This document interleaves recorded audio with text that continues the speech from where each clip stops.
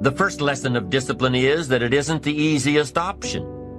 The second lesson of discipline is that it's a full-time activity. And we've said that the best form of discipline is consistent self-discipline. You see, the discipline that it takes to make your bed every day is the same discipline necessary for success in the world of business. The discipline to organize your garage is the same discipline to organize your business. All disciplines carry through to affect all parts of our lives. If we're disciplined in just one area and lazy in another, guess what? Pretty soon, the lazy side will creep in and destroy the disciplined side. The bad habits in one area of our life will eventually destroy our self-discipline in the areas we've been working on. Consistency cannot be inconsistent. Discipline is the mind being trained to control our lives. Discipline is a set of standards which we've selected as a personal code of conduct. Discipline is imposing on ourselves the requirements for honoring these standards. Once we've adopted these standards of behavior and conduct, we're committed to honor them. And if we don't, then there can be no disciplined activity. We find ourselves announcing our standards to our relatives, our friends, our associates. We shout our beliefs and condemn those who believe any differently, but then we don't walk the talk. We end up acting in a way far different from the beliefs we've shouted. We tell our kids that the TV is rotting their minds, yet we spend our evenings in front of it. We tell our employees that they must take advantage of every minute of the working day, yet we spend 3 hours at lunch. Do as I say, not as I do. This is inconsistent. This leads to a loss of credibility among those who watch us. And more importantly, this leads to a loss of credibility within ourselves. The only thing worse than one who is inconsistent in applying their self-imposed disciplines is one who has never considered the need or the value of discipline at all. These people seem to wander aimlessly, changing procedures, changing standards, changing loyalties, and shifting frequently from one commitment to another, leaving behind a trail of broken friendships, unfinished projects, and unfulfilled promises, all because of a discipline that was either non-existent or imposed so infrequently that it was ineffective. You've got to come with willingness. You've got to come with skills. You've got to be willing to learn, willing to change, willing to grow, willing to put yourself out, willing to stand up to the bad weather, willing to pull out the weeds, willing to nurture. That's the only way you get a return. Once you understand these principles, self-interest now truly becomes an exciting challenge, making sure everybody wins. Enlightened self-interest makes sure that everybody wins. Now here's another one. If you want to find, you must search. And if you search, you will find.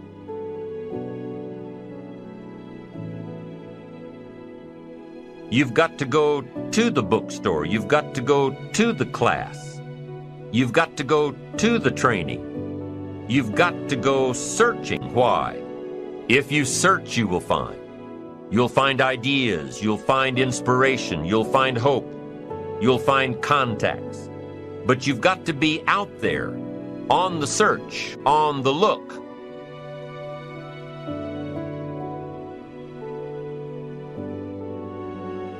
Life reserves its treasures for those who deserve it, not those who need it. Enlightened self-interest, giving so that you will receive, searching so that you will find, making sure that everybody wins all the way around. Enlightened self-interest needs to be educated.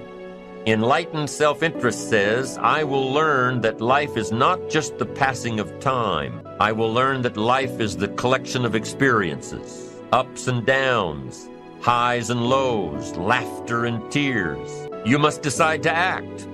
You must have the discipline to act.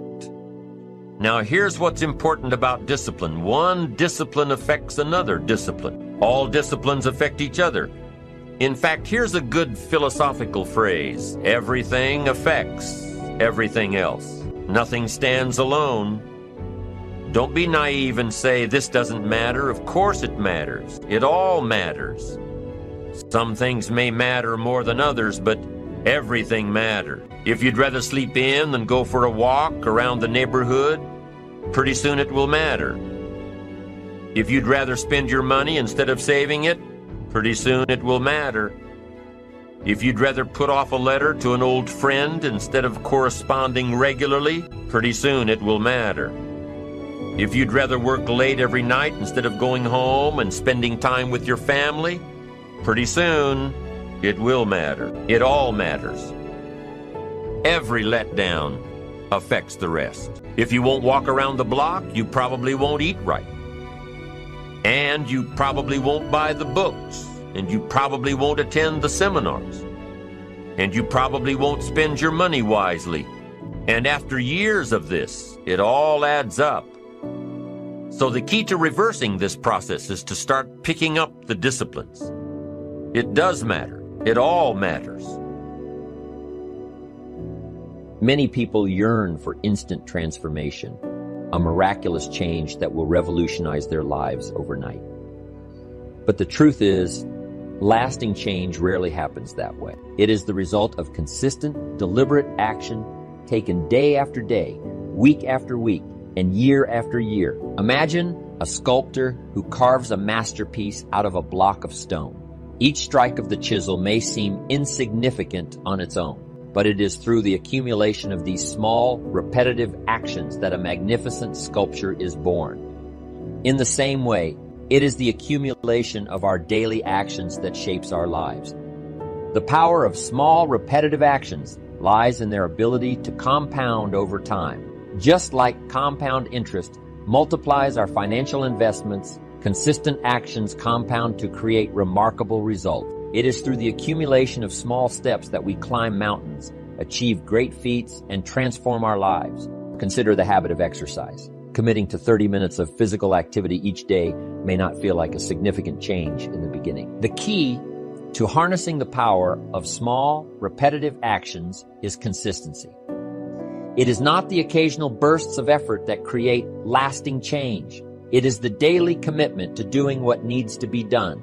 It is finding the discipline to show up every day, regardless of how we feel, and taking those small steps towards our goals. Furthermore, we must be intentional about the actions we repeat.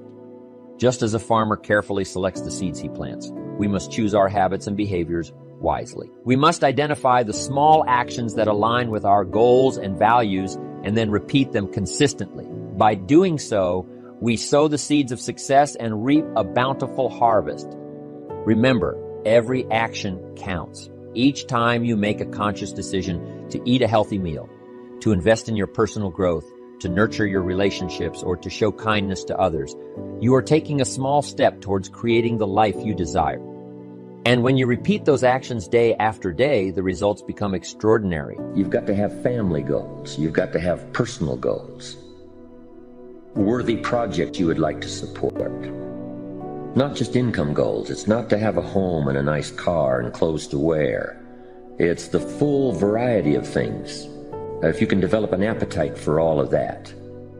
I call them reasons. Reasons make the difference. If you have enough reasons, you can do spectacular things. And there's an ancient script that says, without a vision, we die. And if I can get people caught up in thinking about where they would like to go, who they would like to meet, the kind of income they would like to have, the kind of money they would like to share, the kind of skills they would like to develop, the influence they would like to have, the reputation they would like to build. Would you like to be an entrepreneur? Would you like to have a masterful management career? Would you like to be a better parent? What kind of influence would you like to have on the people around you? Would you like to influence the industry you're in? There's a whole wide range of things that we need not lack for appetite of things to accomplish. And that's called the promise of the future. And without that promise, life becomes a little less worth living. If the promise is clear, we will pay the disciplines, we'll pay the price, we'll read the books, we'll take the classes, we'll learn the skills. So that's one of the first things, is to articulate the promise. Big job parents have these days is getting kids to see the promise of the future. the possibilities, the opportunities. When I used to cross my fingers and say, I sure hope things will change for me, and he said, Mr. Rohn, for things to change for you, you've got to change. I used to hope the economy would change, or my boss would change and become more benevolent. I used to hope that circumstances would change, the difficulties would go away. But he said things aren't going to change. It's going to be like it's always been. But if you will change, everything will change for you. If you'll get better, everything will get better for you. That sort of is the centerpiece of the philosophy I've been trying to teach all these years. And I think that's one of the best quotes. It's a promise he gave me. If you will change, everything will change for you. But if you won't change, the next 5 years will probably be just about like the last 5.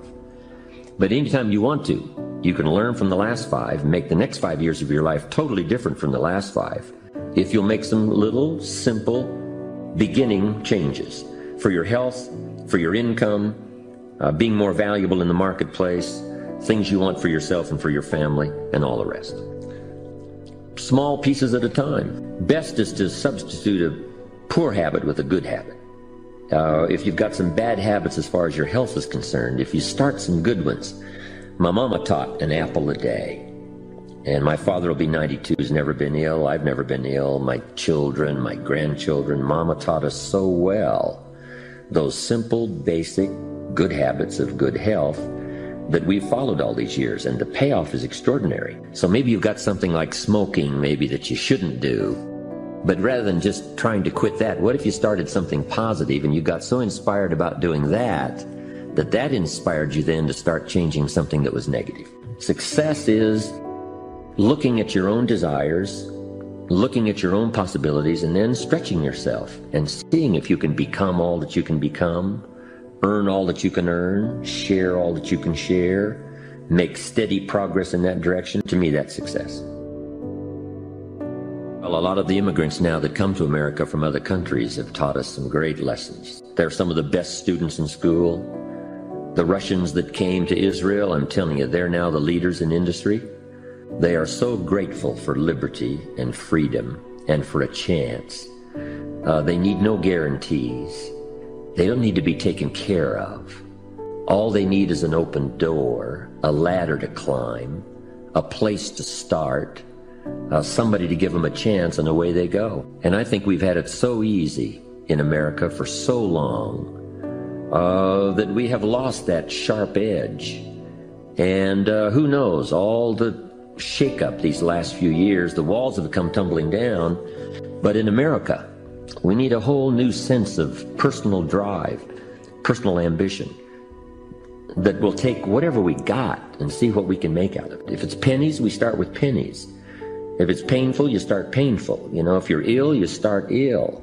If you don't have much of a chance, you just start with not much of a chance, but see what you can make of it. And I think some of the people in other countries now where freedom is finally intact, the walls have come down, that are starting that journey could teach us a lot about taking what we've got, making something valuable out of it, rather than expecting someone to give us something. If there's books provided that you don't read, classes provided that you don't take, music provided that you don't listen to, ideas provided that you ignore, places to go of learning that you could find contact with ideas that could change your life and never take advantage of it. That's the big tragedy, to have so much brought to your fingertips and not to be excited about it. But that's what these seminars are for. That's what books are for. That's what messages like this are for, is to remind people of what all is available. Let us not be cynical, but let us be thankful and reach out and appropriate what's available and let it affect our lives now and in the future. And my study and the possibilities just overwhelm me as to where people can begin and then finally where they can go, what they can start with and what they can finally become. And to first of all, I think, recognize that is an incredible, exciting adventure. And then if you start working with it, what could I really do if I learned the lessons, adopted the disciplines, read the books, fed on the ideas like bread for my mind? What could I really accomplish? And the stories are always fascinating to us all about where people started, but where they finally ended up, what they finally accomplished, with dangers along the way, of course. But that's what philosophy is all about. Human philosophy is to give us guidance to avoid the dangers and take advantage of the opportunities.